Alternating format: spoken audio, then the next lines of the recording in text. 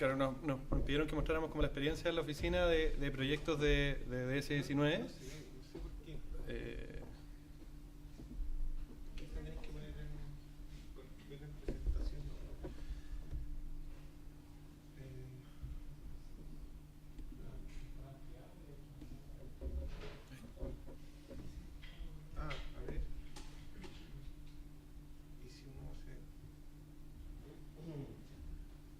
¿Alguien cacha ¿Ah? Ahí.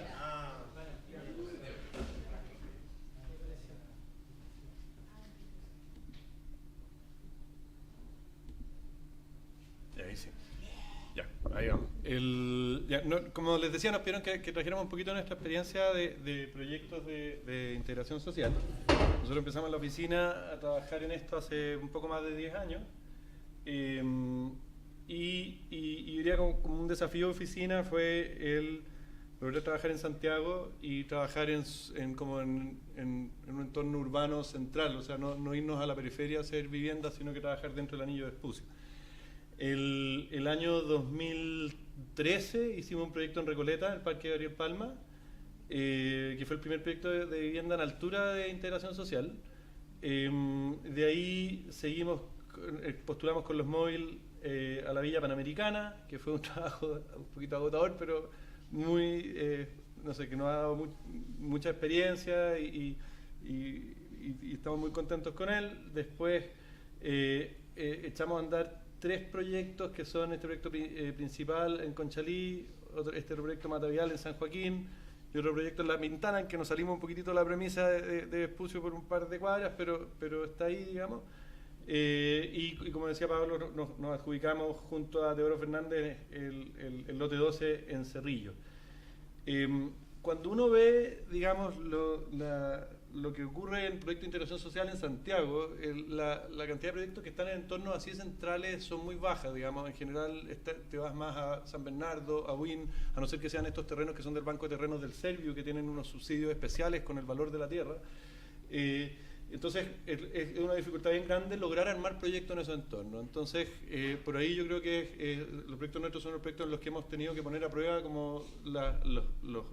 esta estandarización, cosas de hacer que los proyectos sean factibles económicamente y encontrar una inmobiliaria que los pueda llevar a cabo.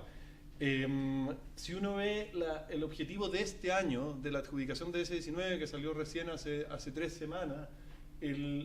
había un objetivo de lograr 3.500 viviendas en zonas pericentrales, que es ese polígono celeste que se ve ahí, que incluye también todos los lotes del Servio, y de esos 3.500 viviendas que se buscaba incorporar en esas zonas, se lograron adjudicar 140 unidades. O sea, en el fondo, eso te muestra un poquito el cómo se ha ido como saliendo de la ecuación, terrenos más ubicados en zonas más centrales donde el valor de la tierra es más alto, y yo creo que hay un desafío muy grande por lograr seguir haciendo proyectos en esos entornos, que es cada día más difícil. Nosotros lo hemos logrado hacer, pero este año de hecho no estamos ingresando a ninguno. Y en esto yo creo que, porque un poco está el tema de la regulación, de estandarización, yo creo que el DS19 incorpora algo muy relevante, que es que te obliga, además del tema de la estandarización de la vivienda, te obliga a tener un mix de departamentos, y te obliga a ir a distintos tipos de familias, te exige tener un mínimo de 3 tipos de tipologías, y de ahí te premia si es que vas incorporando nuevas tipologías. Si uno ve, esto es de un estudio que hicieron en políticas públicas de la Católica con la ADI.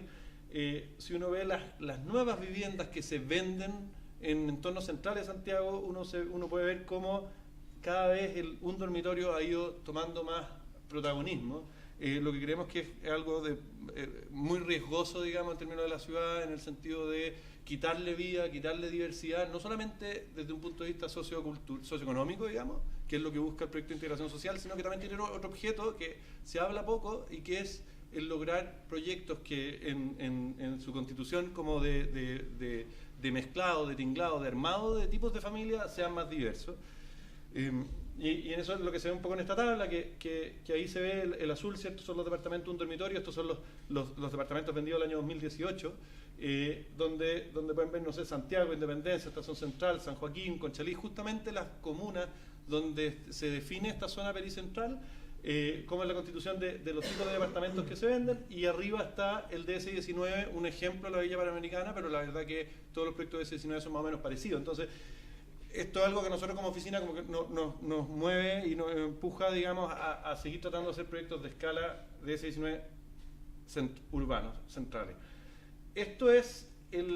Estación Central 2018 es el promedio de la superficie de los departamentos que se vendieron ese año también. 2 dormitorios, un baño, 41 metros cuadrados, 2 dormitorios, 2 baños, 44 metros cuadrados. O sea, si uno ve el lado de la película que no son un dormitorio y lo que es 2 dormitorios, te encuentras que, y por otro lado, el DS19, al aplicar el cuadro normativo de una manera como exigente, digamos, en términos de tamaños acotados de departamentos, aún así es un 10% más grande la superficie de los departamentos que están en los proyectos de DS19. Entonces, el cómo lograr hacer proyectos en entornos central y urbano, por lo menos la experiencia nuestra en la oficina, es que es muy relevante el lograr tener proyectos de escala grande, digamos, o sea, en el fondo, por lo menos estar del medio hacia arriba, en el sentido de poder aprovechar, digamos, o sea, a ver, el mayor incentivo que tiene el DS19 es que te permite tener una velocidad de venta mayor. Al tener una velocidad de venta mayor, el inmobiliario le exige un menor margen al proyecto porque la plata se le devuelve más rápido, es una cuestión como financiera. Entonces, en eso la escala importa. Y por otro lado, y ahí es donde entra, no es como la experiencia que nosotros como que hemos logrado hacer con el DS19, es que al hacer proyectos de una envergadura mayor, podemos pasar el foco de la unidad al conjunto y de alguna manera ocupar estos edificios como unas cáscaras para construir espacio colectivo y en el fondo aportar a partir de lo mínimo con las políticas de vivienda que te dan un marco como económico sobre el cual moverte, pero darle dignidad a esos desarrollos a partir de los espacios colectivos que logramos construir en lo que pasa entre medio de estas unidades. Entonces, estos son proyectos que hemos hecho en la oficina. Este proyecto Parque Urbano Gabriel Palma, que lo trabajamos con Paisaje Urbano, con Tomás Folt, Sofía Armané. Es la Villa Panamericana, que también trabajamos con ellos. Ese es otro proyecto que lamentablemente no logramos echar a andar, que es en Quinta Normal. Después el proyecto La Pintana, que lo estuvimos trabajando con Teodoro Fernández, junto con este proyecto que es el lote 12 de Cerrillo. Y ahí se ve un poco esta idea, ¿cierto?, de cómo trabajar el espacio entre los edificios, de cómo a partir de esta repetición de unidades y la manera en que uno construye el espacio público o colectivo, lograr darle esta vitalidad a los proyectos. Este proyecto Parque Gabriel Palma, déjame ver si viene acá, entrega una plaza de 6.000 metros cuadrados abierta a la comunidad, y el edificio de alguna manera funciona como esta espalda, como de darle como esta condición espacial de esta plaza que se entrega hacia el norte, hacia la ciudad. Después este proyecto que es en Cerrillos, que lo estuvimos trabajando, estuvimos en el verano, concursamos, lo adjudicamos hace no mucho, digamos. Es un proyecto que es un proyecto de baja densidad, son, si no mal no recuerdo, tipo 8 hectáreas, digamos, en el cual estamos haciendo estamos cediendo todas las esquinas, o sea, estamos haciendo todo un perímetro que se cede como área verde hacia la comunidad, en parte para lograr también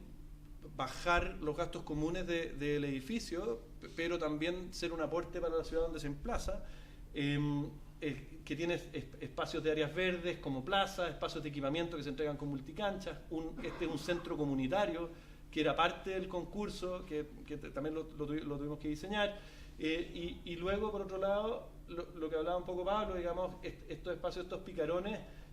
lo que buscan es hacer esa mediación entre lo público a lo colectivo, y estamos metiendo en este proyecto que es de integración social, equipamientos como piscinas y cosas de ese tipo que la verdad que no habían estado dentro de el imaginario de proyectos de vivienda social hasta hace no mucho, digamos. Este es el proyecto. Acá se ve todo el desarrollo que hicimos con Teodoro Fernández de todas las áreas verdes, y cómo se trata de armar una centralidad entre este proyecto y los dos lotes que van a empezar, uno que ya está construido y otro que está empezando su construcción ahora, el centro comunitario que de alguna manera genera nuevamente como un interior dentro de este espacio abierto.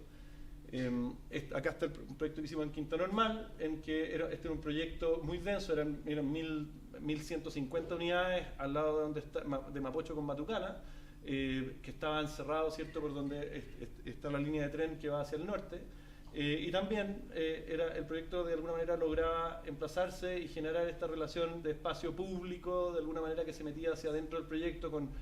esta pata que era comercio, y luego generar estas plazas interiores de espacios colectivos.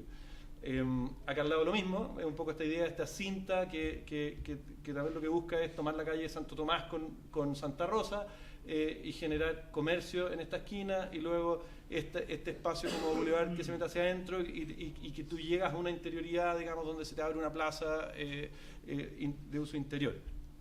Este proyecto que estábamos viendo en Quinta Normal, este es el proyecto que estamos viendo en La Pintana. En la Villa Panamericana, ahí, claro, tiene un poco esa cosa de la virtud de trabajar en proyectos grandes, en terrenos grandes, donde tienes más holgura para moverte, digamos, que cuando estás metido en un lote entre medianeros dentro de la ciudad. Aquí fue un poco, el punto de partida fue distinto. Aquí lo que queríamos hacer era atomizar un proyecto de 1.350 viviendas en una escala de barrio, una escala menor, y ahí lo que hicimos fue, esto lo trabajamos junto con Móvil, con Patricio Ban, Lorena Pérez y demás. Y lo que hicimos acá fue decir, oye, atomicemos esto en 17 torres, generando distintos barrios, armamos 4 barrios, cada uno con una plaza interior, y trabajar este espacio como lo que está entre como estos espacios intersticiales entre medio de todas estas torres, un poco esa condición como del bosque, estar metido dentro de estos edificios. Y aquí, bueno, que después lo voy a tocar, digamos, el punto que quería tocar acá era de alguna manera, yo creo que el cuadro normativo está bien armado, te permite generar vivienda que es de una mejor calidad que la vivienda inmobiliaria que se genera en nuestro país, digamos. O sea, son lo que mostraba antes, que eran unidades un 10% más grandes que lo que hay inmobiliariamente en entornos como igualmente centrales. Pero como oficina, nosotros entendiendo que eso está resuelto, el cómo resolver esas plantas de departamento lo mejor posible y ponerle el foco a lo que construimos entre los edificios. Luego, en términos de innovación, ¿qué otra innovación te permite el DC-19? La vivienda, el éxito de la vivienda con subsidio un poco radica en que a las familias de sectores medios le están pasando de alguna manera el pie para poder conseguir un crédito bancario, y debido a estar recibiendo ese subsidio, esa familia está dispuesta a vivir con una persona de sectores vulnerables. Pasa algo similar también con pensar cómo el DC-19 te permite hacer prototipos de sistemas constructivos distintos. O sea, el DC-19 yo creo que es un lugar donde uno puede perfectamente meter la construcción como industrializada en madera o construcción industrializada en general, en el sentido de que no tienes en menor manera los prejuicios que hay con la construcción estándar, con la construcción clásica, con la construcción de material, digamos, al hacer vivienda subsidiada. Y en eso nosotros hemos logrado meter, vamos como de a poco, pero hemos logrado meter fachadas en tabiquería, digamos. O sea, y en eso el proyecto de la villa, por un tema de eficiencia constructiva, nosotros logramos con las constructoras hacer un prototipo en el cual no tenemos muros en fachada y donde todas las fachadas son en tabiquería, que térmicamente operan de mejor manera que el hormigón, y nos permiten además hacer una diferenciación del tipo de fachada ocupando distintos tipos de materiales, terminaciones, colores y demás. Y eso lo estamos haciendo también en los otros proyectos que estamos viendo en La Pintana. Otro tema, yo creo que tiene que ver, o sea, un tema, cierto, está el espacio colectivo, el espacio público, otro es en términos de innovaciones, en términos de material, y otro yo creo que tiene que ver, que es súper importante, en la configuración de comunidades, el cómo lograr generar comunidades de escalas reducidas,